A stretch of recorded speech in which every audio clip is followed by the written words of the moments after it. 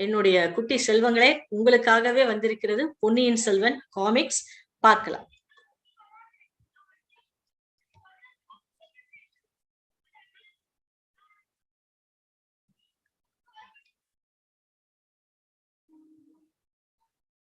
இவர்தான் பொன்னியின் செல்வனுடைய முதல் அட்டைப்படம், அதாவது முதல் பாகத்தினுடைய தலைப்பு.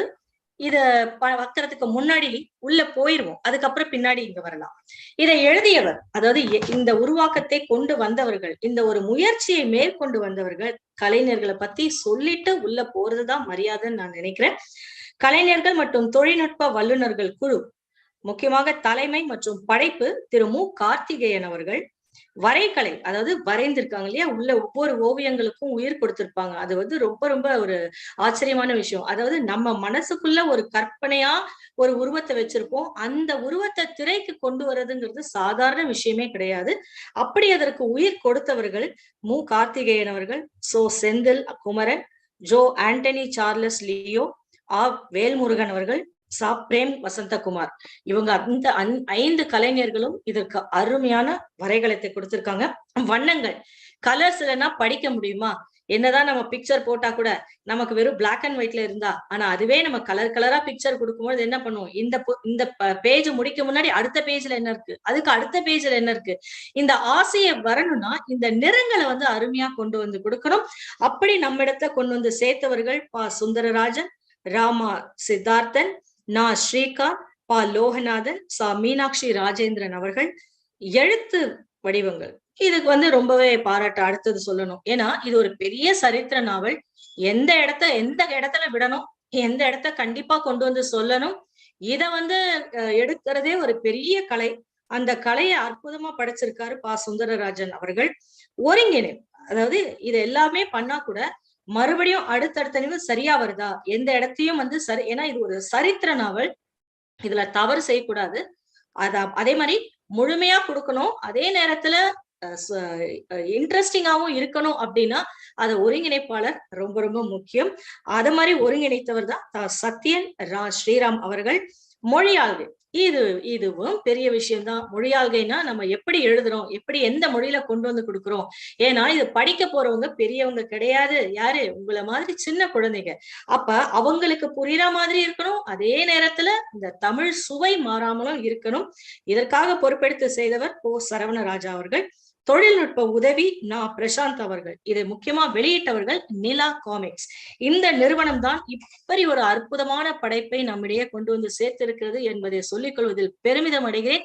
இந்த நேரத்துல இத்தனை பேர்களுக்கும், இத்தனை கலைஞர்களுக்கும் என்னுடைய நன்றிகளும் என்னுடைய சிரம் தாழ்ந்த வாழ்த்துக்களும். ஏன்னா இந்த ஒரு படைப்பை இன்னைக்கு கொண்டு வந்து நான் கொடுக்கறதுக்கு முக்கியமா காரணமா இருந்தவர்கள் தான். இன்னொன்னு என்னுடைய நண்பர் லக்ஷ்மி அவர்கள். அவங்க இந்த புத்தகத்தை வாங்கி வந்து என் குழந்தைங்களுக்கு கொடுக்கும் பொழுது உண்மையிலேயே இந்த புத்தகம் வெளியில் கொண்டு வரப்பட வேண்டும். இது நிறைய பேருக்கு ரீச் ஆயிருக்கு. ஆனாலும் இதை மறுபடியும் நான் கொண்டு வந்து கொடுக்கறதுல எனக்கு ஒரு பேரானந்தம். அந்த ஆனந்தத்தை தான் உங்களோட நான் பகிர்ந்துகிட்டேன் இப்போ. சரிங்களா? வாங்க, அடுத்தது யார்? இவர் தான் நம்மளுடைய கதையினுடைய ஆசிரியர். யாரு ஆசிரியர்? கல்கி அப்படின்னு சொல்லுவோம். இவருடைய உண்மையான பெயர் என்னன்னா கிருஷ்ணமூர்த்தி அவர்கள் தான். பொன்னியின் செல்வன் வாசகர்களுக்கு என் வணக்கம் சொல்வது ஆசிரியர். ஆசிரியர் உங்க எல்லாருக்கும் வணக்கம் சொல்றார். உங்களை எத்தனை வருஷத்துக்கு முன்னாடி கொண்டு போறாருன்னா 1000 வருஷத்துக்கு முன்னாடி. இவர் எழுதுனதே ரொம்ப வருஷத்துக்கு முன்னாடி, அதுக்கும் முன்னாடி 1000 வருஷம்னா யோசிச்சு பாருங்க. எவ்வளவு வருஷத்துக்கு முன்னாடி இருந்த ஒரு சரித்திரத்தை, அதாவது ஹிஸ்டரி, வரலாறுன்னு சொல்லுவோம் இல்லையா, அத சுவை குறையாமல் இன்னும் அந்த இருக்கக்கூடிய கதாபாத்திரத்துக்கு மெருகேற்றி நம்மிடையே கொண்டு வந்து சேர்த்திருக்கிறார் ஆசிரியர். அவருக்கும் இந்த நேரத்துல நம்முடைய வணக்கங்களையும் சொல்லிடலாமா? அடுத்தது, இது எப்படி சாத்தியம்? எனக்கெல்லாம் யோசனை வரும்ல. 1000 வருஷத்துக்கு முன்னாடி, அப்பெல்லாம் இன்டர்நெட் கிடையாது, புக்குல எழுத படிக்க நமக்கு தெரியாதுங்கிறத விட கிடையாது, லைப்ரரி வசதி கிடையாது. ஆனா அப்படி இருக்க 1000 வருஷத்துக்கு முன்னாடி இருக்கக்கூடிய இந்த விஷயத்த கூட நம்ம கிட்ட கொண்டு வந்து கொடுத்திருக்காருன்னா அவருடைய உழைப்பு, அவருடைய அந்த ஒரு துணிச்சல், இன்னொன்னு விடாமுயற்சி. இது வந்து ஒரு சின்ன கதை, காக்கா வட திருடிட்டு போன கதை மாதிரி கிடையாது. ஒரே ஒரு நிமிஷத்துல சொல்றதுக்கு அவ்வளவு ஒரு பெரிய கதையை எழுதியிருக்காருன்னா பெரிய விஷயம் இல்லையா? நம்ம எல்லாரும் குழந்தைங்களா அவருக்கு ஒரு தேங்க்ஸ் சொல்லிருங்க பாக்கலாம் உங்க மனசார. அப்புறம் என அது சாத்தியப்படுமா என முயற்சித்து யோசித்து பார்க்கிறேன். இப்பதான் இந்த படத்தை பொறுத்த வரைக்கும் கதை எழுதுறதுக்கு ஆரம்பிச்சிருக்கார். அப்ப எடுக்கும் போதே சொல்றார், வாங்க 1000 வருஷம் முன்னாடி போறோம், இதை எப்படி செய்யலாம் அப்படிங்கறதுதான் யோசிக்கிறார். கதைக்குள்ள போலாமா? சுந்தர சோழருக்கும் வானமாதேவிக்கும் 3 குழந்தைங்க பிறக்கிறாங்க. சுந்தர சோழர் மீதும் அவருடைய வாரிசுகள் மீதும் மக்கள் அபரிமிதமான நம்பிக்கை. அதாவது அப்படி ஒரு ராஜானா அருமையான ஒரு ராஜா. ஒரு மக்களுக்கு ஒரு குறைவு கூட இல்லாம எல்லா மக்களும் ரொம்ப சந்தோஷமா இருந்தாங்க. பசி இல்ல, பட்டினி இல்ல, திருடு இல்ல, கொலை இல்ல, எந்த தப்பு தண்டாவும் நடக்காம வாழறதுங்கிறது அப்படி ஒரு அற்புதமான காலம்.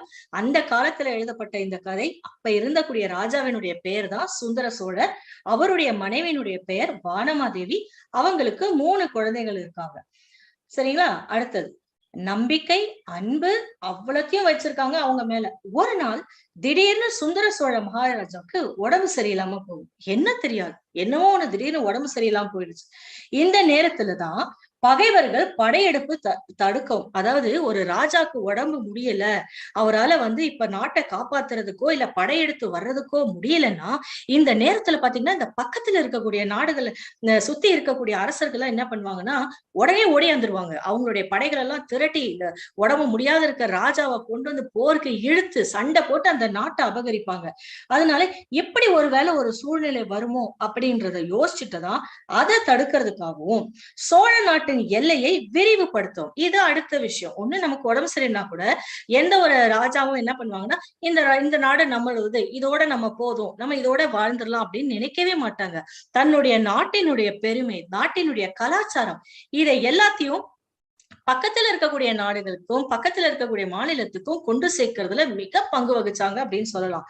அதனால இந்த எல்லையை, அதாவது சோழ நாட்டினுடைய எல்லையை அதிகமா கொண்டு பண்றதுக்கும் எண்ணி யாரு வராருன்னா மூத்த புதல்வன் ஆதித்த கரிகாலர். இவர் தான் நம்மளுடைய மூத்த புதல்வரா இருக்காரு. யாருக்கு? சுந்தர சோழ ராஜாவுக்கு. அவர் எங்க போறாருன்னா அனுப்புறாங்க, வட திசை நோக்கி போறார். யாரா? மாதண்ட சக்கரவர்த்தியாக போறார். அவர் தான் ஆதித்த கரிகாலர். எந்த பக்கம் போறாருன்னா நார்த் சைடு. தமிழ்ல சொல்லணும்னா இந்தியாவினுடைய நார்த் பக்கத்துக்கு அவங்க அனுப்புறாங்க. எதுக்கு அனுப்புறாங்க? போயிட்டு சோழ நாட்டினுடைய மகிமையையும் பெருமையையும் கலாச்சாரத்தையும் நம்ம மக்களினுடைய சந்தோஷத்தையும் எல்லாருக்கும் பகிர்ந்து கொடுப்போம். போயிட்டு அங்க இருக்க படையெடுத்துட்டு நம்ம சோழ ராஜ்யத்தை இன்னும் விரிவுபடுத்துறோம் அப்படின்னு சொல்லிட்டு அவரை ஆசீர்வதிச்சு அனுப்புறார். அவரும் கிளம்பி போயிட்டார். அடுத்தது இளைய புதல்வன் அருள்மொழிவர்மன். இவர் தான் நம்ம கதைக்கு ரொம்ப முக்கியமானவர். எல்லாரும் தான், ஆனாலும் கொஞ்சம் அதிகமா இவருக்கு முக்கியத்துவம் கொடுக்கலாமே. இவர் எங்க போறாருன்னா தென் திசையில மாதண்ட நாயகராகி இலங்கைக்கு அனுப்பி வைக்கிறாங்க. இலங்கைனா உங்களுக்கு தெரியும்னு நினைக்கிறேன், இப்ப இருக்கக்கூடிய ஸ்ரீலங்கா, அந்த இடத்துக்கு போறாரு. தென் திசைனா நம்ம சவுத் பக்கம், அங்க பக்கமா அவர் போறாரு. இவங்க இடையில இருவருக்கும் பிறந்தவர்கள் தான் குந்தவை. சோழ நாட்டிலேயே இருந்து சோழ நாட்டின் நிர்வாகத்தை மந்திரி அனிருத்த பிரம்மராயருடன் இணைந்து கவனித்து வருகிறார். எவ்வளவு பெரிய விஷயம் பாத்தீங்களா? இன்னைக்கு உங்க வீட்டுல உங்க அம்மா எல்லாம் திட்டினா நீங்க கோச்சுக்கிறீங்களே, அன்னைக்கு அவ்வளவு பெரிய சோழ சாம்ராஜ்யத்தை இந்த அம்மா தான் பாதுகாத்து நின்னாங்க. யாரு? குந்தவை நாச்சியார். இவங்கதான். இவங்களுக்கு உறுதுணையா இருந்தவர் தான் அனிருத்த பிரம்மராயர். இவங்க 2 பேரும் சோழ நாட்டுக்குள்ள இருக்காங்க. ஆதித்த கரிகாலர் வடக்கு பக்கம் போறார், ராஜராஜ சோழர் தெற்கு பக்கம் இலங்கைக்கு போறார். காஞ்சியில இருக்கக்கூடிய பட்டத்து இளவரசர், அதாவது ஆதித்த கரிகாலருக்கு தனது தந்தையான சுந்தர சோழ மகாராஜாவை தனாதிகாரியாக விளங்கும் பெரிய பழுவேட்டரையர் தனது கட்டுப்பாட்டில் வைப்பதற்காக செய்தி கிடைக்குது. அதாவது என்னன்னா இவங்க வேற வேற இடத்துல இருக்காங்க இல்லையா? அப்போ கரிகாலருக்கு என்ன வருதுன்னா, இந்த மாதிரி ராஜாவுக்கு கீழே இருக்கார். இவரை பத்தி நம்ம இன்னும் அடுத்த இதுல சொல்லலாம். தனாதிகாரி, ஏன்னா எல்லாத்தையும் கட்டுப்பாட்டுக்குள்ள வைக்கக்கூடியவர், அரசருக்கு கீழே ரொம்ப ரொம்ப முக்கியமா மதிக்கப்படக்கூடியவர். அவர் தான் ராஜாவையே கட்டுக்குள்ள வச்சிருக்காருன்ற ஒரு செய்தி நம்மளுடைய ஆதித்த கரிகாலருக்கு போகுது. இத கேட்டா இளவரசர் சும்மா இருப்பாரா? தன் தகப்பனாரையே ஒருத்தர் கட்டுக்குள் வச்சிருக்காருன்னா ஏன் அப்படி வச்சிருக்கார், எதுக்காக அப்படி வச்சிருக்கார் அப்படிங்கிற உடனே கோபம்னா கோபம். ஆதித்த கரிகாலருக்கு அப்படி ஒரு கோபம். அவருடைய கோபம் அளவுக்கே கட்டுக்கடங்காத ஒரு கோபம்னு சொல்லலாம். அப்படி ஒரு கோபம். என்ன பண்ணாருன்னா அனுப்புறார். யார? அவருடைய நண்பரை. தம் பாட்ட மலையமானின் வழிகாட்டுதலின் பேரில் தனது நண்பன் வந்தியத்தேவனை ஒற்றனா தேர்வு செஞ்சு தலைநகரான தஞ்சைக்கு அனுப்புகிறார். அப்ப இன்னொருத்தர் யாருங்கன்னா மலையமான் அப்படிங்கிறவர். இவரு ஆதித்த கரிகாலருக்கு தாத்தா. அவரு தான் சொல்றாரு, நீ என்ன பண்ணுனா சுந்தர சோழர் ஏதோ ஒரு இடத்துல அமைதியா இருக்கார், அவரை போய் பாக்குறதுக்கு ஒரு நல்ல ஒற்றன்னா என்னன்னா, நம்ம இப்பெல்லாம் ஸ்பைன்னு சொல்லுவோம் இல்லையா, நம்ம கூடவே இருப்பாங்க, பழகுவாங்க, ஆனா முக்கியமான செய்திகளை தயாரிச்சுக்கிட்டு எடுத்துக்கிட்டு யார் தன்னை அமைச்சாங்களோ அவங்க கிட்ட கொண்டு போய் கொடுப்பாங்க. அப்படி ஒற்றனாக வந்தவர் தான் வந்தியத்தேவன். இவர் ஒரு அற்புதமான கதாபாத்திரங்க. நீங்க இந்த கதை முழுக்கவும் இவரை ரசிச்சுட்டே வரலாம். எல்லா நாளும் இவர் நம்மளோட பயணிச்சுட்டே இருப்பாரு. எங்க போறாங்கன்னா தலைநகர்னா என்ன சொல்லலாம், கேபிட்டல்னு சொல்லலாம். சோழ நாட்டுக்கு தலைநகரான தஞ்சைக்கு போறார். நமது நாயகன் வந்தியத்தேவன்னா என்ன பண்றாரு, உள்ள வர்றார் தஞ்சை வழியா. என்னென்ன பாக்குறாருன்னா, வீராண ஏரிக்கரை வழியா வந்து கொண்டிருக்கிறார். அப்ப அவர் போகையில நம்ம மட்டும் வீணா சும்மா இங்க உட்கார்ந்து கதை பேசலாமா? அப்ப அவரோட நாமளும் சேர்ந்து போறது தானே நல்லது. அவரை நம்ம தஞ்சை மாநிலத்துக்கு வரவேற்கலாமா? வாங்க. இதுல என்ன சொல்றாங்க வாசகர்களே, இப்போ ஒரு ஆசிரியர் ஒரு சின்ன தகவல் கொடுக்கிறார், பார்த்துட்டு போலாமா? வாசகர்களே கொஞ்சம் நில்லுங்கள், நம்மளத்தான் சொல்றார். உங்களுக்கு ஒரு முக்கிய செய்தியை சொல்லையாக வேண்டும். என்று தண்ணீரை நீல நிறம் என்று வர்ணிக்கிறார்கள் அப்படின்னு பொருளாதார நிபுணர். இப்ப தண்ணி என்ன நிறம் அப்படின்னு கேட்டா நம்ம என்ன சொல்லுவோம், நீல நிறம். ஆனா இதை அன்றே நீல நிறம் அல்ல, மன்னிக்கணும், நீல தங்கம், அதாவது கோல்டு அந்த மாதிரி இருக்குதான் அந்த தண்ணி. அந்த தண்ணியினுடைய அருமை வந்து அந்த காலத்துல, அதாவது 1000 வருஷம் முன்னாடி இருக்கவங்களுக்கு அவ்வளவு அருமையா தெரிஞ்சிருக்குங்க. அதுக்கு ஏத்த மாதிரிதான் நம்மளுடைய கரிகால சோழர் என்ன பண்ணாருன்னா, கல்லணைன்னு ஒரு பெரிய ஒரு அணையை கட்டினார். அதுக்கு மாதிரி ராஜாதித்தன் அப்படின்றவரு வீராணம் அப்படிங்கிற ஒரு ஏரியை கட்டினாங்க. இவங்க 2 பேரும் கட்டின இந்த 2 பெரிய ஏரிகள் இன்னமும் நம்ம நாட்டுல இருக்கு, தமிழ்நாட்டுக்குள்ள இருக்கு அப்படிங்கிறது நமக்கு எல்லாம் ஒரு பெருமிதமான ஒரு விஷயம். இப்போது நம்ம வீராணம் ஏரி பிறந்த வரலாறு, எப்படியும் ஒரு வரலாறு வேணும். அந்த வரலாற்றை படிச்சுட்டே இன்னும் மீதி இருக்கிற வரலாற்றுக்கும் போலாம். பராந்தக சக்கரவர்த்தியின் மூத்த புதல்வர் ராஜாதித்தர் வடநாட்டு மீது படையெடுத்து செல்ல ஒரு பெரும் படையை திரட்டுகிறார். கீழ்பக்கம் நம்ம தான் இருக்கோம், மேல வந்து மற்றவர்கள் மியூட் போட்டீங்கன்னா நல்லா இருக்கும். மன்னிக்கணும், கொஞ்சம் மியூட் போடுங்க. வீரர்களுக்கான பயிற்சி திருமுனைப்பாடி நாட்டுல ஒரு போருக்கு போறாங்கன்னா அதுக்கு முன்னாடி என்ன பண்ணுவாங்கன்னா, வீரர்களுக்கெல்லாம் போர் பயிற்சி கொடுப்பாங்க. எப்படி சண்டை போடணும், எப்படி ஆயுதங்களை கையாளணும், குதிரை வீரர்கள்லாம் எப்படி அந்த குதிரையை நடத்தணும், தேர்ல போறவங்களுக்கு எப்படி இருக்கணும், யானைப்படை எப்படி இருக்கணும், எரிகுண் எல்லாத்துக்கும் பயிற்சி கொடுக்குறாங்க. இதெல்லாம் பார்த்துட்டே தான் இருக்கணும் நம்ம. இதெல்லாம் மக்களுக்கு வந்து கவலையே இல்லை, பாத்துக்காங்க. அவங்க எல்லாம் சந்தோஷமா இருக்காங்க, ஆத்துல குளிக்கிறாங்க, துவைக்கிறாங்க, சந்தோஷமா இருக்காங்க. ஏன்னா தனக்கு மேல இருக்கக்கூடிய ராஜா அற்புதமானவர், நல்லா பாத்துக்குவாருன்ற ஒரு நம்பிக்கையில அவங்க அதை பத்தி கவலையே படல. இத்தகைய மக்களுக்கு நன்றி தெரிவிக்கும் பொருட்டு காலத்தால் மக்களுக்கு பயன்படும் வகையில போர் பரீட்சையின் இடைப்பட்ட நேரத்துல தன் வீரர்களை கொண்டு இந்த கடல் போன்ற வீராண ஏரியை உருவாக்கி இருக்கிறார்கள் சோழர்கள். இந்த இடத்துல நம்ம கவனிக்க வேண்டும்னா, ஒரு ஏரியை உருவாக்கணும்ன்றதுக்கு முனைப்பா போறவங்க எப்படி போறாங்கன்னா, போர் பயிற்சிக்கு நடுவுல இருக்கக்கூடிய நேரங்கள்ல அந்த வீரர்களை வச்சு கட்டியிருக்காங்க. எவ்வளவு பெரிய விஷயம் இல்லையா? அப்ப அந்த ராஜாக்கள்லாம் எவ்வளவு சிறந்தவர்களா இருக்காங்க. நீர் மேலாண்மையை நமக்கு உணர்த்தவர்கள் இவர்கள். உண்மையில ரொம்ப பெரிய விஷயங்க. எப்படி தண்ணீரை சேர்த்து வைக்கணும் அப்படிங்கிறது அவங்க நமக்கு சொல்லி கொடுத்து வச்ச பாடம். அதை உண்மையிலே நம்ம எல்லாம் பாதுகாக்கணும். இந்த பக்கம் பாத்தீங்கன்னா உங்களுக்கு நம்மளுடைய இந்திய வரைபடம் தெரியுது. இதுல சோழ நாடை குறித்திருக்காங்க. பச்சை கலர்ல இருக்கிறது, பச்சை நிறத்தில் இருப்பது நம்மளுடைய வீராணம் ஏரி. இந்த வீராண ஏரி பராந்தக சோழ காலத்துல, அதாவது 907 இருந்து 950 வரைக்கும் இந்த ஆண்டுகள். இப்ப நம்ம இருக்கிறது 2021. அப்ப பாத்துக்கங்க குட்டீஸ், எத்தனை வருஷங்களுக்கு முன்னாடி அந்த ஏரி கட்டப்பட்டிருக்குன்னு. அப்ப உருவாக்கப்பட்டது. இது தமிழ்நாட்டுல கடலூர் மாவட்டத்துல இருக்கு. இதனுடைய நீளம் 11.2 கிலோமீட்டர், அகலம் 14 கிலோமீட்டர்.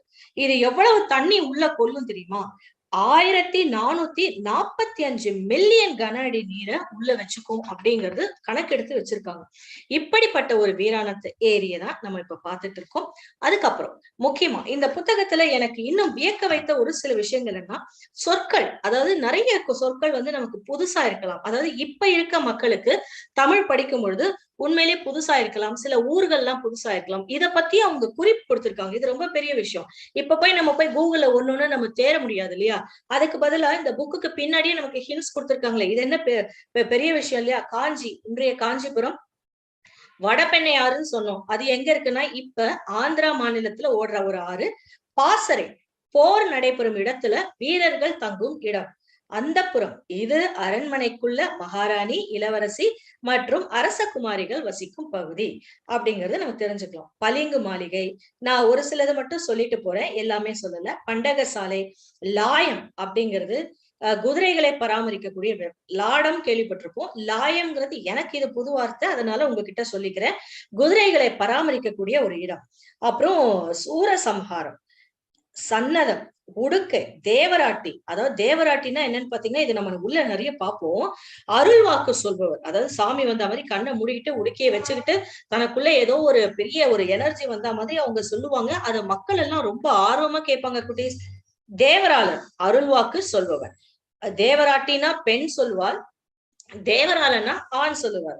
இறை விதிப்பது, அதாவது வரி விதிப்பது. இறைனா இப்ப நம்ம டாக்ஸ் சொல்றோம் இல்லையா, அதுதான். ஈழ நாடு அப்படின்னா இப்ப இருக்கக்கூடிய இலங்கை. அதே மாதிரி வேற என்ன சொல்லலாம், வெள்ளூர், திருப்புரம்பியம், இதெல்லாம் போர் நடக்கக்கூடிய இடங்கள். அடுத்த பக்கத்துல என்ன இருக்குன்னா, இதுவும் சொற்கள் தான். ராஷ்டிர கூடர்கள்னா என்ன, சோழ சாம்ராஜ்யத்தின் எதிரி நாடு. இவங்க தத்தம், சம்புவரையர், மழவரையர், பழவேட்டரையர், இவங்க எல்லாம் சோழ நாட்டுல குறுநில மன்னர். சின்ன சின்னதா சோழ நாட்டுக்கு கீழே இருக்கக்கூடிய குட்டி குட்டி குட்டி மன்னர்கள் இவங்கெல்லாம். ஜாமம் அப்படிங்கிறது, இது அந்த காலத்துல நிறைய வந்து ஜாமம் தான் சொல்றோம். 1ஆம் ஜாமம், 2ஆம் ஜாமம் அப்படின்னா நள்ளிரவு. பிற்காலம், அது வந்து நமக்கே தெரியும்.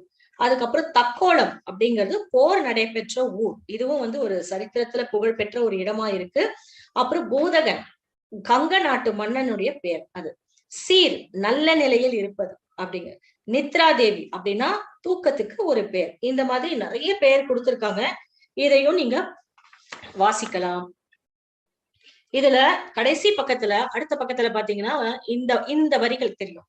அதாவது ரஜ கஜ துரக பதாதிகள் அப்படிங்கிறது, இது வந்து ஒரு திரைப்படத்துல ஒரு ரொம்ப ஃபேமஸான ஒரு பாட்டுல வரும். நம்ம அஜித் சார் கூட நடிச்சிருப்பாரு அந்த பாட்டு. அப்படிப்பட்ட ஒரு வரிகள். அப்ப எனக்கு உண்மையிலேயே வந்து தெரியல. ஆனா இந்த புத்தகத்தை படிச்சதுக்கு அப்புறம் தான் உண்மையிலேயே எனக்கு புரிஞ்சது. என்னன்னா 4 வகையான படைகள், காலாட்படை, குதிரைப்படை, யானைப்படை, தேர்ப்படை, இந்த மாதிரி படைகளுக்கு பேர் தான்ப்பா அந்த பேரெல்லாம் சொல்லியிருக்காங்க. இதெல்லாம் ஒரு பெரிய விஷயம். ஏன்னா நமக்கு தெரியாத ஒரு விஷயத்த உள்ள சொல்லிட்டு நம்ம பாட்டு முழிக்க கூடாது இல்லையா? அதுக்காகத்தான் இந்த புக்கை வந்து எழுதினவங்க, உருவாக்கியவர்கள் அதுக்கு கூட சிரமம் இல்லாம எல்லாத்தையும் கொண்டு வந்து கொடுத்திருக்காங்க. இதற்கு பதிப்புரை வழங்கியவர் பொ சரவணராஜா அவர்கள், சென்னையை சேர்ந்தவர்.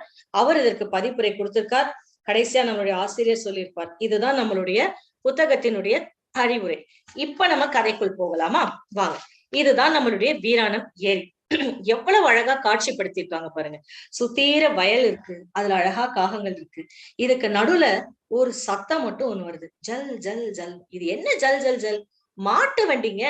மாடுகளுக்கு எல்லாம் அந்த காலத்துல கால்ல சலங்கை கட்டியிருப்பாங்க. அது நடந்து வர்ற சத்தம், அதனுடைய ஒலி, இத வச்சுட்டே வந்து அந்த மாடு சந்தோஷமா வீட்டுக்கு வருதா இல்ல வீட்டுல இருந்து வெளியில போகுதா அப்படிங்கறத தெரிஞ்சுக்கலாம். இது ஒரு அறிகுறி. அன்று ஆடி 18, அதாவது நம்ம இந்த கதை நம்மளுடைய நாயகர் வரக்கூடிய இடம் ஆடி 18. அன்னைக்கு வந்து மக்கள் எல்லாம் கூட்டமா விழாவை கொண்டாடுறதுக்காக ஏரிக்கரைக்கு வராங்க. ஏன் வராங்கன்னா, ஆடி 18 அப்படிங்கிறது இன்னைக்கு கூட நம்மளுடைய தமிழ் மக்கள் கொண்டாடக்கூடிய ஒரு விழாவாகத்தான் இருக்கு. அப்ப என்ன பண்றாங்க, இப்ப இருக்க மாதிரி நமக்கு பைக்கு, சைக்கிள், கார் எல்லாம் கிடையாது. குடும்பமா என்ன பண்ணுவாங்கன்னா மாட்டு வண்டியில தான் போவாங்க. அப்படி போகும்போது ஒரு மாட்டு வண்டியை பின்னாடி இன்னொரு மாட்டு, நீ முந்தி போறியா நான் முந்தி போறேனான்னு சொல்லிட்டு இவங்க கத்துற கத்தல்ல இந்த மாடுகள் பாத்தீங்கன்னா என்னவோ மாட்டுக்கும் சண்டை மாதிரி அது இன்னும் வேகமா ஓடிக்கிட்டு இருக்கும். இப்படிதான் போயிட்டு இருக்காங்க. இதுல மேலத்தாளங்களுடன் வாழை மட்டையால செஞ்ச சப்பரங்களை இழுத்து கொண்டு வருகிறார்கள். பாருங்க கீழே இந்த இடத்துல பாருங்க, மேளதாளங்கள் முதல்ல இருக்கவர் பிபி ஊதுறாரு, பின்னாடி இருக்கவர் டும் டும் டும் மேல அடிக்கிறாரு. இதுல ஒருத்தர் தலை மேல விநாயகர் வேற வச்சுட்டு வர்றாரு. இவங்களுக்கெல்லாம் பின்னாடி உங்களை மாதிரி சிறுவர்கள் என்ன பண்றாங்கன்னா அழகா அவங்களும் சந்தோஷமா வராங்க. அந்த படத்துல பாத்தீங்கன்னா குட்டி குட்டி தேர்கள் எல்லாம் செஞ்சிருக்காங்க. எதுல செஞ்சிருக்காங்கன்னா வாழை மட்டையால. எவ்வளவு கைவினை பொருட்கள்ல சிறந்தவர்களா இருக்காங்க பாத்தீங்களா நம்ம தமிழ்நாட்டு மக்கள். இந்த மாதிரி குட்டி குட்டி அழகா அந்த குட்டி கடைசியா போற ஒரு குட்டி பாப்பா பாருங்க, கையில அழகா அந்த தேரை இழுத்துட்டு போயிட்டே இருக்கு. இவங்க எல்லாம் போயிட்டு இருக்கையில இன்னொரு பக்கம் பாத்தீங்கன்னா இந்த பசங்க எல்லாம் இந்த தண்ணிய பார்த்தா எவ்வளவு ஒரு சந்தோஷம். எங்க இருந்து குதிச்சு குதிச்சு விளையாடுறாங்க பாருங்களேன். நமக்கெல்லாம் அந்த வாய்ப்பே இல்லப்பா.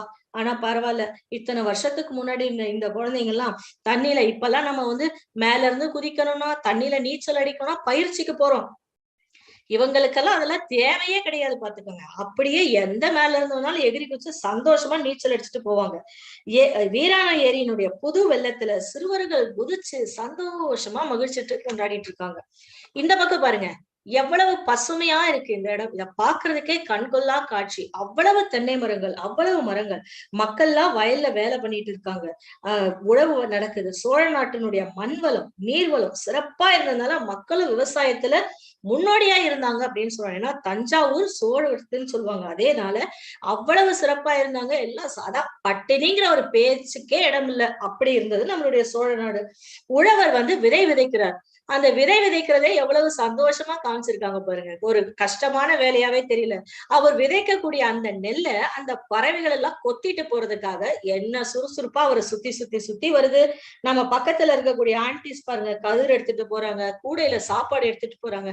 என்ன ஒரு இன்பமான வாழ்க்கை. ஒரு ஒரு இந்த ஸ்ட்ரெஸ்ஃபுல் லைஃப்னு சொல்லுவோம், ஒரு டென்ஷன், அதெல்லாம் அவங்களுக்கு இல்ல பாருங்க. சந்தோஷமா இருக்காங்களே, என்ன வேணும் இதை விட. நமது நாயகன் இந்த இடத்துலதான் வராரு. வந்தியத்தேவன் சோழ நாட்டு வளங்கள் எல்லாம் ரசிச்சுட்டே வராரு. எதுல வராரு? குதிரையில வராரு.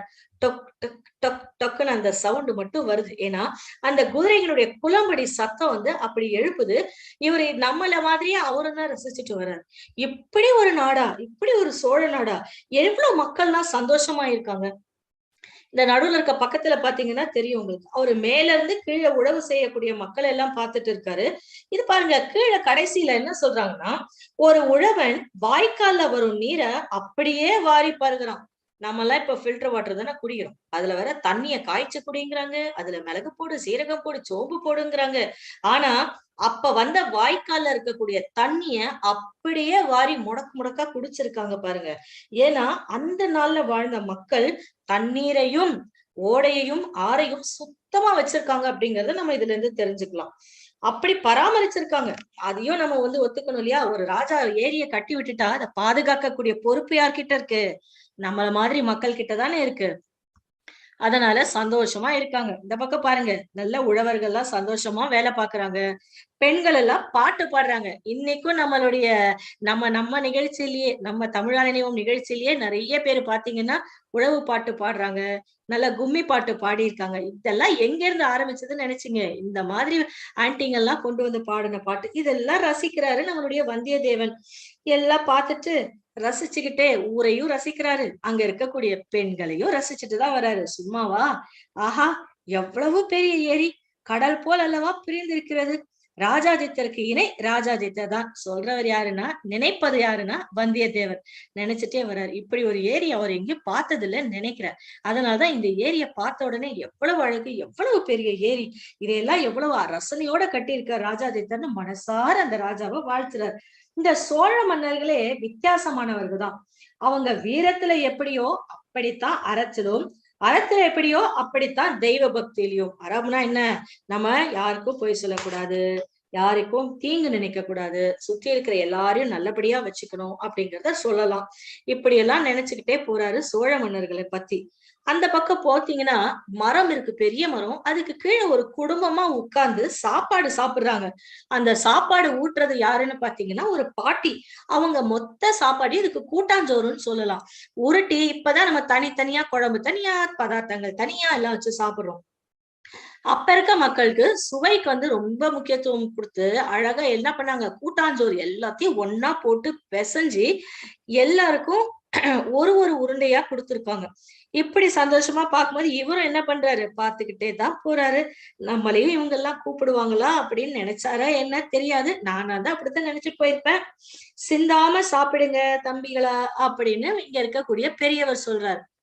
கரெக்ட் தானே? உங்க வீட்லயும் நீங்க எல்லாம் சிந்தி சாப்பிட்டா அம்மா அப்பா என்ன சொல்லுவாங்க, தாத்தா பாட்டி என்ன சொல்லுவாங்க?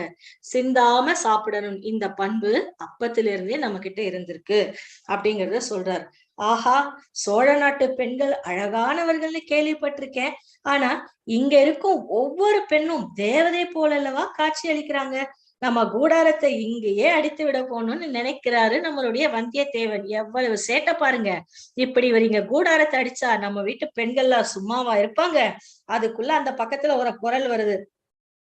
ஏண்டி, என்னடி எல்லோரும் அந்த குதிரை மேல இருக்கக்கூடிய வீரனையே பாக்குறீங்க? அவன் என்ன மன்மதனா? இல்ல சுந்தர சோழனா? அப்ப சுந்தர சோழர் ராஜாதான். ஆனா சுந்தருக்கு இன்னொரு பேர் என்னன்னா அழகு அப்படிங்கறத சொல்லலாம். அப்ப அங்க இருக்கக்கூடிய பெண்களும் என்ன பண்றாங்க, நம்மளுடைய ஹீரோவை தான் பார்த்துட்டு சிரிச்சிட்டு இருக்காங்க. அப்படிங்கக்கூடிய பக்கத்துல இருக்கக்கூடிய ஏய் கொஞ்சம் சும்மா இருங்கடி, அப்புறம் பேசலாம், அவர் காதுல விழுந்துற போகுது அப்படிங்கறது ஒரு சின்ன நாணத்தோட சொல்லிட்டு இருக்காங்க. இப்படி அந்த சாப்பாட்டு ஊட்டக்கூடிய அந்த குடும்பத்தை தாண்டி போகையில என்ன அருமையா கூப்பிடுறாங்க பாருங்க அந்த பாட்டிமா. தம்பி, நான் கூப்பிடுறது காதுலயே விழலையா? எப்படி விழும் இவருக்கு? இவர்தான் சுத்தி இருக்கக்கூடிய பெண்கள் எல்லாம் வேடிக்கை பார்த்துட்டு இங்கேயே நம்ம கூடாரம் போட்டுடலாம்ல சொல்லிட்டு போறாரு. அதனால கேக்குறாங்க, உன் காதுல விழலையா? இந்த பாட்டி கையால கொஞ்சம் சக்கரை பொங்கல் சாப்பிடு. ஆஹா, சக்கரை பொங்கலை தான் குடுக்குறாங்க. நான் என்னவோ கூட்டாஞ்சோறுன்னு நினைச்சேன். சக்கரை பொங்கலை தான் எல்லார் கைக்கும் அள்ளி அள்ளி கொடுத்துட்டு இருக்காங்க அந்த பாட்டி. அப்ப இவருக்கும் குடுக்குறாங்க. சொன்ன உடனே இவரும் போயிரல. இருக்கட்டும் பாட்டி, பக்கத்துலதான் என் நண்பன் வீடு, நான் அங்க போய் சாப்பிட்டுக்கிறேன் அப்படின்னு சொல்லிட்டு கிளம்புறாரு. இன்னும் கொஞ்சம் போன தூரத்துல பாத்தீங்கன்னா படகுகள்லாம் வருது அந்த ஏரி மேல. பெரிய பெரிய படகுகள். அந்த படகுகள்ல பார்த்த உடனே இவருக்கு ஒண்ணுமே புரியல. குதிரையை விட்டுட்டு ஒரு ஓரமா, இல்ல குதிரை மேலேயே ஓரமா போய் ஒரு மரத்துக்கு பின்னாடி இருந்து பாக்குறாரு. என்ன இத்தனை படகுகள்லாம் வருது அப்படிங்கிறது ஒரு சந்தேகம் தானே. அப்ப இவர் வேற ஊருக்கு புதுசு, யாருன்னு தெரியாம மரியாதை இல்லாம போனாலும் தப்பு, நம்ம வந்து நின்னு பார்த்தாலும் தப்பு. ஒரு வார்த்தை அந்த பெரியவர்கிட்ட கேக்குறாரு, பெரியவரே, அந்த படகுல யார் யாரெல்லாம் வராங்க அப்படின்னு. இந்த கேள்வி கேட்டவனே அந்த பெரியவருக்கு அற்புதமா புரிஞ்சிருச்சு. என்ன கேட்டார் தெரியுமா? என்ன தம்பி, இது கூடவா தெரியாது? அந்த படகுல என்ன சின்னம் போட்டு இருக்கு, ஒழுங்கா பாரு அப்படிங்கிறாரு. அப்ப ஒரு படகுனா அதுக்கு மேல சின்னம் போட்டிருக்காங்க பாருங்க பிள்ளைகளா. பனைமர சின்னம் நினைக்கிறான். பனைமர சின்னம் எல்லாம் போட்டு இருக்கு படத்துல. தெரியுதா பனைமரம்னா பாத்திருக்கீங்களா நீங்க? நம்ம வந்து வெயில் காலங்கள்ல நம்ம அம்மா அப்பா நமக்கு நுங்கு வாங்கி தருவாங்கல்ல, அந்த நுங்கு காய்க்கக்கூடிய மரம் தான் பனைமரம். இது பெரிய சிறப்பே இருக்கு. இந்த பனை மரத்தை பாக்குறாரு. இவனை பார்த்ததும் வெளியூர் போல இருக்கேன்னு யூகிச்சுட்டாரு கீழே இருக்கிற அந்த பெரியவர். தம்பி, வெளியூரா?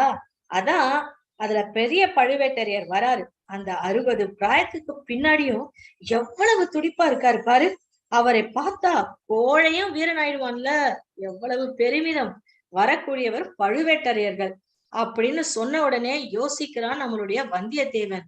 என்னன்னு, ஆஹா, என்ன என் அதிர்ஷ்டம், இந்த மகாவீரரை சந்திக்கணும்னு தானே ரொம்ப நாளா நினைச்சுக்கிட்டு இருந்தேன். ஏன்னா வீரத்துக்கு பேர் போனவர் தான் அவரு. அவரை பார்க்கணும்னு சொல்லிட்டு நம்ம வந்தியத்தேவன் கூட நினைச்சிருக்காப்புல. நல்ல சந்தர்ப்பம் கிடைச்சிருக்குது. ஆனா இப்ப இந்த இடத்துல இருக்கக்கூடாது. ஏன்னா இளவரசர் கரிகாலர் கூறின மாதிரி நம்ம வேற எங்கேயும் மாட்டக்கூடாது. முக்கியமா யார்கிட்ட மாட்டக்கூடாது, பழுவேட்டரையருடைய கண்ணிலேயே அகப்படாம நம்ம இந்த ஓலையை கொண்டு போனோம். அதனால இந்த இடத்துல இவரை பார்ப்பது சரியில்லை அப்படின்னு சொல்லிட்டு இருக்காரு. அப்புறம் மறுபடியும், ஆமா, நாம அவரை சந்திக்காமல் இருப்பதுதான் நல்லது அப்படின்னு சொல்லிட்டு நம்ம குணத்துக்கு மாறாக கோழையை போல மறைந்து செல்ல வேண்டியிருக்கிறதே அப்படின்னு யோசிக்கிறார். ஏன்னா இவரும் ஒரு வீரர், மாபெரும் வீரர், கொஞ்ச நெஞ்ச வீரர் கிடையாது, பெரிய வீரர் தான். அதனால இப்படி நம்ம ஒளிஞ்சு ஒளிஞ்சு போனா நம்ம கோழையால இருப்போம் அப்படிங்கறத யோசிக்கிறார். ஆனாலும் வந்த காரியம் வேறு, அதுவும் நண்பனிட்ட காரியம், அதெல்லாம் விட்டுட முடியுமா? ஏன்னா ஏன்னா பாத்தேலா, பெரிய பழுவேட்டரையர் புதுசா கல்யாணம் ஆன மாப்பிள்ள மாதிரி இல்ல இருக்காரு அப்படின்னு பேசுறாங்க ஒரு மாமி. சொல்லிட்டு இருக்காங்க. பக்கத்துல இருக்க தாம்படியாங்கிட்ட சொல்றாங்க, என்ன பாத்தேடா, பெரிய பழுவேட்டரையர் புதுசா கல்யாணம் ஆன மாப்பிள்ள மாதிரில இருக்கார். அப்படின்னா என்ன, அவருக்கு புதுசா கல்யாணம் ஆயிருக்கு. அவர் அதுக்கேத்த மாதிரி தன்னுடைய நடை உடை பாவனை எல்லாத்தையும் மாத்திட்டு வரார். அப்ப பக்கத்துல அவர் மாமா சும்மா இருப்பாரா? ஏண்டி, வாய மூண்டின்னு இருக்கியா? அவ சங்கதி எல்லாம் நமக்கு எதுக்கு, இவருக்கு தானே தெரியும். அவருக்கு கோவம் வந்துச்சுன்னா பழுவேட்டையருக்கு என்ன பண்ணுவாருன்னு, அதனால இவர் சுத்த கம்மன்றுமா, எதுவும் நீ இப்பத்திக்கு பேசிடாத அப்படின்ட்டு அதட்டி வைக்கிறார். அப்போ மக்கள் இன்னும் கொஞ்சம் சொல்றாங்க, இவர் தான் பெரிய பழுவேட்டரையர். குழந்தைங்களா, பார்க்கவே பயங்கரமா இருக்காருல்ல. இந்த படத்துல பாருங்க, கண்ணு மட்டும்தான் நல்லா தெரியுது. மீச, தாடி, தலையில போட்டிருக்க தொப்பி, அவ்வளவும் கரடு முரடான ஆளு, சாதாரண ஆளே கிடையாது. அதனால மக்கள் எல்லாம் அவர் கிட்ட போய் பேசுறதுக்கு கூட ரொம்பவே பயப்படுவாங்க. அப்ப கும்பல்ல பேசிக்கிறாங்க, இவர் தானே பெரிய பழுவேட்டரையர் அப்படின்னு. ஆமா ஆமா, இவர் தான் பெரிய பழுவேட்டரையர். ஏன் இவர் எல்லாரும் மக்கள் கூடி நின்னு பாக்குறாங்கன்னா, பெரிய பழுவேட்டரையர் சமீபத்துலதான் நந்தினி அப்படிங்கிற ஒரு சின்ன பொண்ணை கல்யாணம் பண்ணிக்கிட்டாங்க. இன்னும் சொல்லணும்னா இளம் வயது பெண்ணை திருமணம் கல்யாணம் செய்து கொண்டார்கள். அத மக்கள் என்ன பண்ணாங்க, அரசல் புரசலா பேசிக்கிறாங்க. ஏன்னா இவருக்கு வயசு தாண்டிடுச்சு, இவர் போய் இவ்வளவு சின்ன பிள்ளைய கல்யாணம் பண்ணிக்கிட்டாரே அப்படிங்கறது எல்லாருக்குமே ஒரு கேள்விதான் மனசுக்குள்ள. அடுத்ததுல பாப்போமா, பழுவேட்டரையருக்காக காத்திருக்கும் பரிவாரங்களை கண்ட வந்தியத்தேவன் பாக்குறான் பாருங்க. ஒரு யானை, அதுக்கு மேல அம்பாரி தூண் இருக்கு, குதிரை வீரர்கள், வரிசையா வீரர்கள் நிக்கிறாங்க. அப்ப அவருக்கு அவ்வளவு மரியாதை அந்த சோழ நாட்டுல கொடுத்திருக்காங்க. அவங்க எல்லாம் ஆச்சரியமா பார்த்துட்டு இருக்காங்க. ஆஹா, இது வல்லவா வரவேற்பு, இப்படித்தானே வரணும். இப்படி வந்தோம்னா இத்தனை பேர் வரிசையில நின்னு நமக்கு தலை வணங்குனா எவ்வளவு சிறப்பா இருக்கும் அப்படிங்கிறது. ஏன்னா எங்க வராரு, பழுவேட்டரையர் யானை மேல அம்பாரியில உட்கார்ந்துட்டு கம்பீரமா பாத்துக்கிட்டு வராரு. என் வெகு நாள் ஆசைகள் கூட விரைவில் நிறைவேறாது போல இருக்கே, யோசிக்கிறாரு நம்ம வந்தியத்தேவன். ஏன்னா பழுவேட்டரையரை பார்க்க கூடாதுன்றது மனசுக்குள்ள இருக்கு. சுந்தர சோழ மகாராஜாவையும் இளவரசி குந்தவையையும் சந்திக்க போறேன்.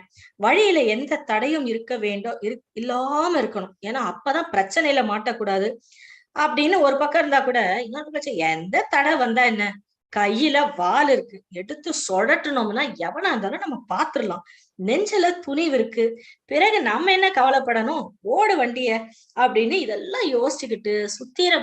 அப்ப ஒரு இடத்துக்கு, புது ஊருக்கு நம்ம போகும்போது என்ன சொல்றாங்க, சுத்தி முத்தில பாரு, என்ன ஊருன்னு பாரு, எப்படிப்பட்ட மக்கள் இருக்காங்க பாக்கணும், என்னெல்லாம் இயற்கை வளங்கள் இருக்குன்றத பாக்கணும். அடுத்த தடவை நீங்க எங்கன்னா கிராமத்துக்கோ இல்ல வெளியூருக்கோ போகும்போது கண்டிப்பா இதெல்லாம் பார்த்துட்டு போங்க, சரியா? போகும்போது இவருக்கு நண்பர் ஒருத்தர் இருக்கார். யார் தெரியுமா, அங்க போறார் பாருங்க, உட்கார்ந்துட்டு குதிரை கருப்பு கலர்ல நல்லா சிங்கக்குட்டி மாதிரி ஓடுது. அதுதான் நம்மளுடைய நண்பர். அவர் சொல்றார், நண்பா, தலைநகர் தஞ்சைக்கு எப்போதாவது நீ வருவதாக இருந்தால் அவசியம் கடம்பூரில் உள்ள என் வீட்டுக்கு வர வேண்டும் அப்படின்னு சொன்னவரு இவருடைய தோழர். இன்னொருத்தர் இருக்கார்.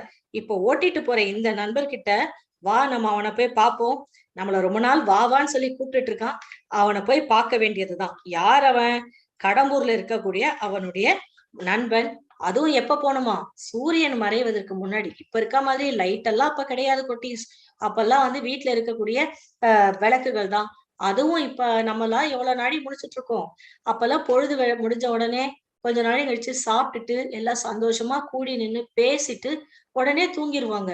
அதனால இருட்டுறதுக்கு முன்னாடி நம்ம போறதுதான் சிறப்பு அப்படின்னு சொல்லிட்டு தன்னுடைய இன்னொரு தோழனான அந்த கருப்பு குதிரையை தட்டி விடுறாரு நம்மளுடைய வந்தியத்தேவன்.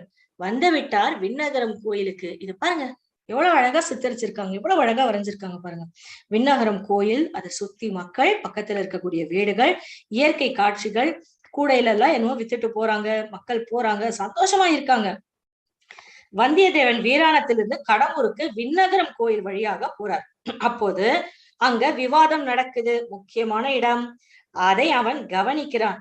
அக்காலத்துல சமய சண்டைகள் ஆங்காங்கு நடைபெறுவது வழக்கம். சமய சண்டைகள்னா என்னன்னு தெரியுமா, இந்த கடவுள் பெரியவரா, அந்த கடவுள் பெரியவரா அப்படின்னு நடக்கக்கூடிய சண்டைகள் தான். அது கொஞ்சம் சகஜமாவே இருந்ததுன்னு வச்சுக்கோங்களேன். விவாதம் எங்கெல்லாம் நடைபெறுதோ அங்கெல்லாம் இன்னொரு முக்கியமான ஒரு ஆசாமி வருவார். அவருடைய பேர் தான் ஆழ்வார்க்கடியான். இவரு தான் நம்மளுடைய இந்த கதைக்கு ஒரு குணசித்திர நாயகன்னு சொல்லலாம். எல்லாமே செய்வார். இவரை பாக்குறதுக்கு அடியார் மாதிரிதான் இருப்பார். ஒரு கோவில்ல இருக்கக்கூடிய ஒரு பக்தனாதான் தெரிவார். ஆனா இவர் பண்ற சேட்டை இருக்கு பாருங்க, அப்பப்பப்பா, உங்களாலேயே தாங்க முடியாது. போக போக பாருங்க, விழுந்து விழுந்து சிரிப்பீங்க இவர் பண்ற சேட்டை. அவர் ஒரு விஷ்ணு பக்தர். விஷ்ணு பக்தர்னா என்னது, நம்ம கிருஷ்ண பரமாத்மா மாதிரியா சீனியர் மாதிரி. அவருடைய இதுல விஷ்ணு அவருடைய தீவிர பக்தர். அவரை பத்தி யாருன்னா ஏதாவது சொல்லிட்டாங்களோ முடிஞ்சது ஜோலி. இந்த விவாதத்திலேயே இருப்பார். எங்க போனாலும் இந்த விவாதம் தான். எல்லா இடத்துலயும் விஷ்ணு புராணம் தான், விஷ்ணு தான் பெரியவர்னு பேசக்கூடிய ஆள். பாருங்க, நம்மளும் அங்க போயிட்டு பாப்போமா அவங்க என்னதான் சண்டை போடுறாங்க, எப்படித்தான் சண்டை போடுறாங்கன்னு சொல்லிட்டு அப்படின்னு. ஒரு சிவனடியார் கேக்குறாரு, ஓய் நம்பி அப்படின்னு சொல்லிட்டு கூப்பிடுறாரு. இவரு கேக்குறாரு பாருங்க ஆழ்வார்க்கடியான், என்ன சொல்லுங்கானோ அப்படிங்கிறாரு. அப்படின்னா என்ன, சொல்லு சொல்லு, என்ன சொல்லு, எதுக்கு கூப்பிட்ட அப்படிங்கிற மாதிரி. சிவபெருமானுடைய முடியை காண்பதற்கு பிரம்மாவும் அடியை காண்பதற்கு திருமாலும் முயன்றார்களா இல்லையா? முடியும் அடியும் முடியும் அடியும் காணாமல் இருவரும் வந்து சிவபெருமானுடைய பாதங்கள்ல சரணடைஞ்சார்களா இல்லையா அப்படிங்கிறது கேள்வி. இத போய் அவர்கிட்ட கேட்கலாமா அப்படின்னு அவர் கேட்கிறார். அதாவது சிவபெருமானுக்கு முடியும் அடியும் யார் பாக்குறதுங்கிறது ஒரு பெரிய போட்டியா அப்பவே நடந்திருக்குமா, அதுல பார்த்தாங்களா இல்லையா, கண்டுபிடிச்சிருக்காங்களா இல்லையா அப்படின்னு கிண்டலா கேட்கிறாரு இந்த சிவனடியார். இத கேட்ட உடனே நம்ம ஆழ்வார்க்கடியானுக்கு கோவம் வந்துருச்சு. சரிதான் காணும், நிறுத்துவோம் பேச்ச. ராவணனுக்கு உன்னுடைய சிவன் வரம் கொடுத்தாரே, அந்த வரங்கள் எல்லாம் எங்க? எங்கள் திருமாலின் அவதாரமாகிய ராமபிரான் முன்னால தவிடபடியா போலையா அப்படின்னு கேக்குறாரு. அப்ப விட்டுட முடியாதுல்ல, கேக்குறாரு, எங்க எங்க உங்க ராவணன் என்ன பண்ணாரு? சிவபெருமான் தான் நிறைய வரத்தை கொடுத்தாரு ராவணனுக்கு. நீங்கெல்லாம் தமிழ் பாடத்துல படிச்சிருக்கீங்கல்ல, அந்த ராவணன் தான். அப்ப ராவணனுக்கு கொடுத்தாருல்ல, என்ன பண்ணாரு? அதெல்லாம் வச்சுட்டு கடைசியில காப்பாத்துறதுக்கு யார் வந்தா? திருமாலுடைய அவதாரமான ராமர் தானே வந்து காப்பாத்தினாரு. பொடி பொடியா ஆக்குனாரா இல்லையா அப்படிங்கிறது இவருடைய வாதம். இதுக்கெல்லாம் நடுவுல ஒரு சாது போறார். வேதாந்திகள் அவர்களை இடைமறித்து, நீங்கள் இருவரும் எதற்காக வீணில் வாதம் சண்டையிட போடுறீங்க? சிவன் பெரிய தெய்வமா விஷ்ணு பெரிய தெய்வமா என்று எத்தனை நேரம் நீங்க விவாதித்தாலும் விவாதம் தீராது அப்படிங்கறது இவர் பொதுவா சொல்லிட்டு போறார். இந்த கேள்விக்கு பதில் வேதாந்தம் சொல்கிறது அப்படிங்கிறதையும் சொல்றார். என்ன சொல்றார் கேட்கலாமா? நீங்கள் கீழான பக்தி மார்க்கத்தில் இருக்கின்ற வரையில் தான் சிவன் விஷ்ணு என்று சண்டையிடுவீங்க. பக்திக்கு மேல போனீங்கன்னா ஞான மார்க்கம்னு ஒண்ணு இருக்கு. ஞானத்துக்கு மேல ஞாசம் என்ற ஒரு இருக்கிறது. அந்த நிலையை அடைந்து விட்டால் சிவனும் இல்லை விஷ்ணுவும் இல்லை அப்படின்னு ஒரு சன்னியாசி சொல்றாரு. இத கேட்டுட்டு நம்ம ஆழ்வார்க்கடியான் சும்மா இருப்பாரு? அங்க பாருங்க, அந்த கண்ணையும் வாயையும் வச்சுக்கிட்டு எப்படி துள்ளிட்டு ஓடுறார். ஓய் சன்னியாசி, நிறுத்தும். உம்முடைய சங்கராச்சாரியார் அவ்வளவு உபநிஷதங்களுக்கும் பகவத்கீதைகளுக்கும் பிரம்மசூத்திரருக்கும் பாஷ்யம் எழுதிவிட்டு கடைசியில என்ன சொன்னார் தெரியுமா?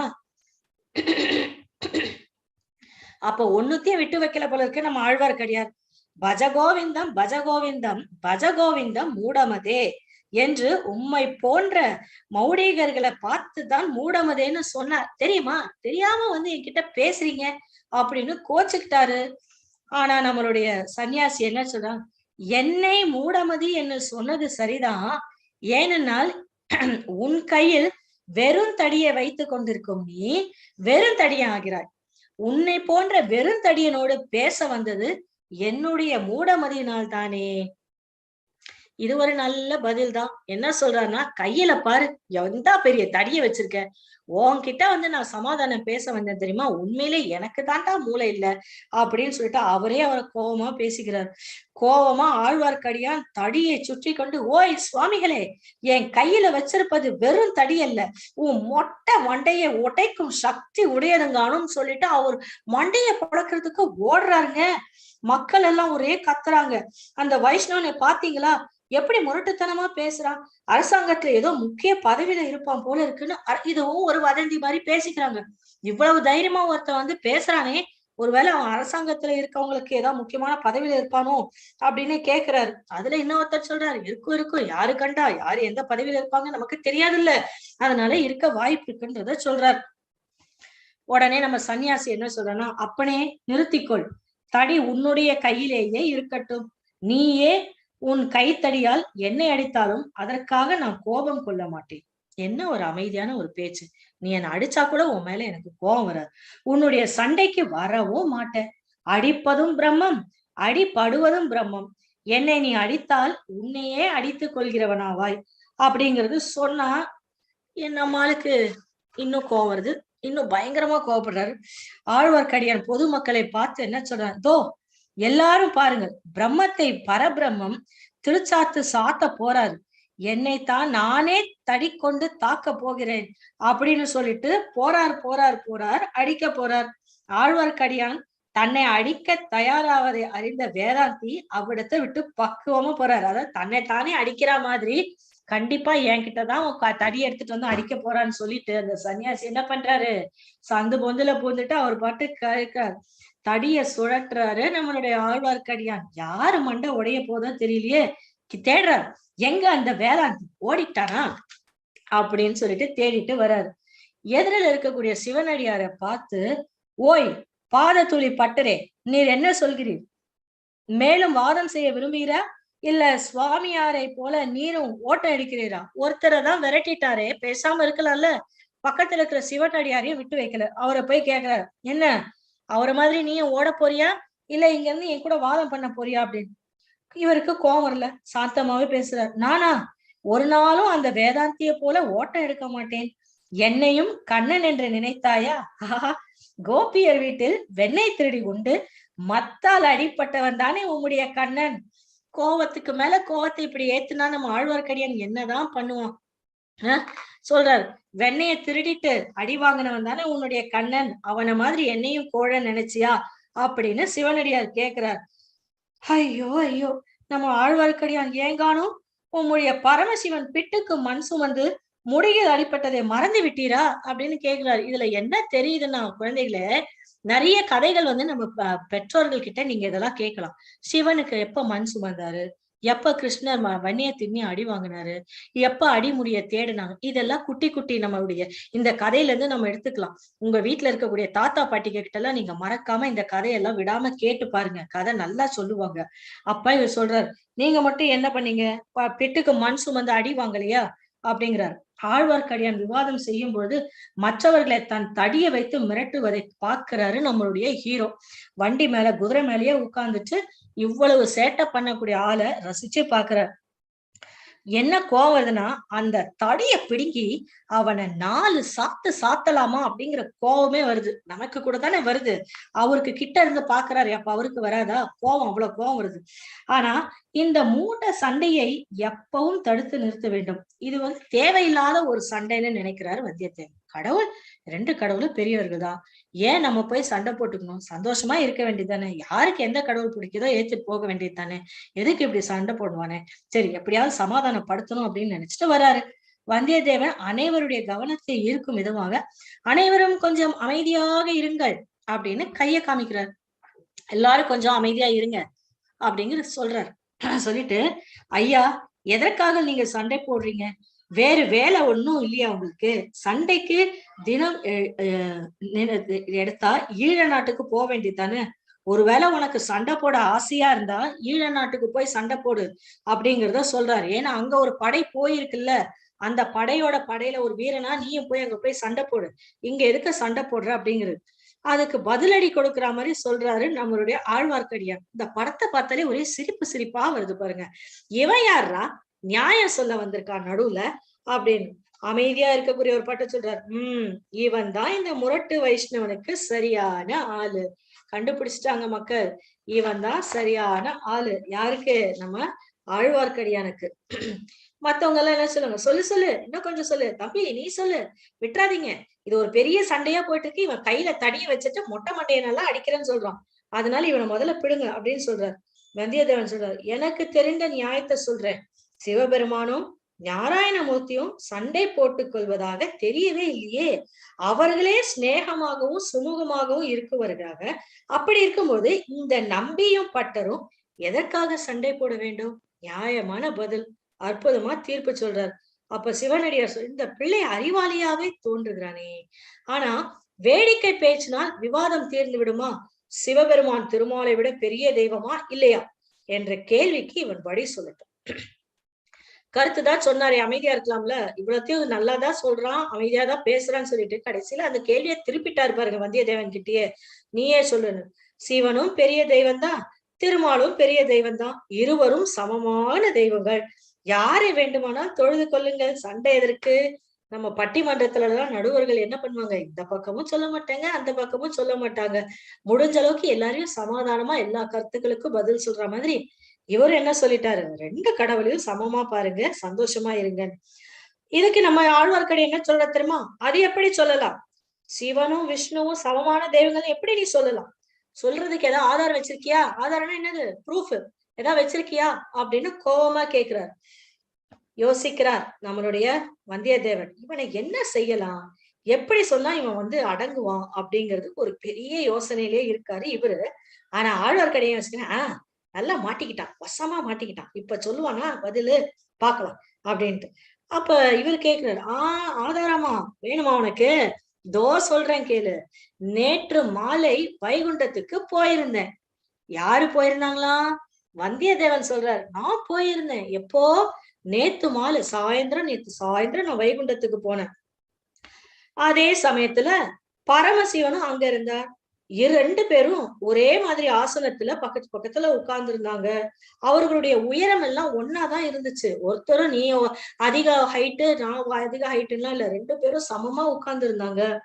ஆயினும் ஐயத்துக்கு இடமின்றி என் கையினால் இருவர் உயரத்தையும் முழம் போட்டு அளந்தேன்.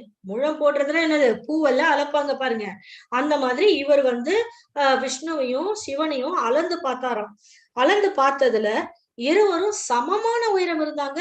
எவ்வளவு ஆச்சரியமான விஷயத்த சாதாரணமா சொல்லிட்டார். நமக்கே சிரிப்பு வருது. இவரு போய் சிவனையும் விஷ்ணுவையும் அளந்துன்னு சொன்னா, அங்க இருந்த மக்கள் என்ன பண்றாங்க? ஒரே சிரிப்பு. ஆஹா, இதெல்லாமோ அருமையான பதில் அப்படின்னு விழுந்து விழுந்து சிரிக்கிறாங்க. இதுக்கு கூட இந்த மனுஷன் சிரிக்கல பாருங்க. என்ன தம்பி பரிகாசமா செய்கிறாய் அப்படின்னு கோபம். என்ன கிண்டலா பண்ற நீ என்ன அப்படின்னு. தம்பி நீ சொல்லு, உனக்கு பக்க பலமா நாங்க இருக்கோம் அப்படின்னு மக்கள் எல்லாம் என்ன பண்றாங்க, நம்ம வந்தியத்தேவனை அப்படி தூக்கி வச்சுட்டாங்க. சொல்லு சொல்லு, நீ சொல்லு, நாங்க எல்லாம் உன் கூட தான் இருக்கோம் அப்படின்னு. அப்ப வந்தியத்தேவன் சொல்றாரு, அவங்க என்ன சொன்னாங்க தெரியுமா? யாரு? சிவாவும் விஷ்ணுவும் என்ன சொன்னாங்க தெரியுமா? அறியும் சிவனும் ஒண்ணு, அறியாதவன் வாயில அப்படின்னு ஒரு கேள்விக்குரிய வைக்கிறாரு. எல்லாம் அங்க இருக்க மக்கள் எல்லாம் என்ன சொல்ல போறான் இவன் அப்படின்னு யோசிக்கிறாங்க. எல்லாருக்கும் கேள்வி. அறியும் சிவனும் ஒண்ணு, அறியாதவன் வாயில அப்படின்னு ஒரு கேள்வி நிறுத்தினோடனே யோசனை வருது எல்லாருக்கும். என்ன பண்றாரு? கீழே இருக்கக்கூடிய மண்ணை எடுத்து அறியாதவன் வாயில மண்ணுன்னு இவர் குனிய போக, அங்க சுத்தி இருக்கிற மக்கள் எல்லாம் என்ன பண்ணாங்க, அவங்களும் கீழே இருக்க மண்ணை கையில எடுத்துக்கிட்டாங்க. எடுத்துட்டு அங்க யாரெல்லாம் விவாதம் பண்ணாங்களோ எல்லாருக்கும் மண்ணு மேலேயே மழை பெய்யற அளவுக்கு தூவி தூவி தூவி அடிச்சிட்டு இருந்தாங்க.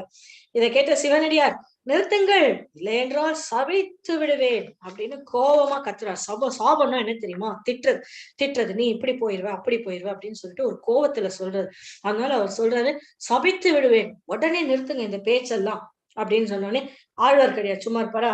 அடே தூத்தகர்களா, என் மீதா மண்ண வாரி தூவுறீங்க, இதோ வரேன் அப்படின்னு சொல்லிட்டு கையில இருக்கிற தடிய சும்மா சுழட்டி சுழட்டி அந்த கூட்டத்துக்கு நடுவுல ஓடுறார்.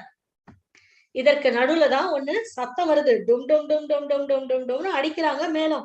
சூராதி சூரர் வீர பிரதாபர் மாரப்பாண்டியன் படையை வீறு கொண்டு தாக்கி வேரோடு அறுத்த வெற்றிவேல் உடையார் 24 போர்களில் சண்டையிட்டு 64 விழுப்புண்களை பெற்ற திருமேனியர் அப்படின்னு ஒருத்தரை பத்தி புகழ்ந்து சொல்றாங்க. என்ன சொல்றாங்கன்னா, 24 போர், அதாவது 24 டைம்ஸ் வாருக்கு போய் சண்டை போட்டு அதுல 64 புண்கள், உடம்புல விழுப்புண்கள், அதாவது புண்கள்னா அடிபட்டு ஆறிச்சுன்னா அது சாதாரண புண். ஆனா அது வடுவா மாறிச்சு, தழுமா நின்னுச்சுன்னா அதுக்கு பேர் விழுப்புண்ணுன்னு நான் நினைக்கிறேன்.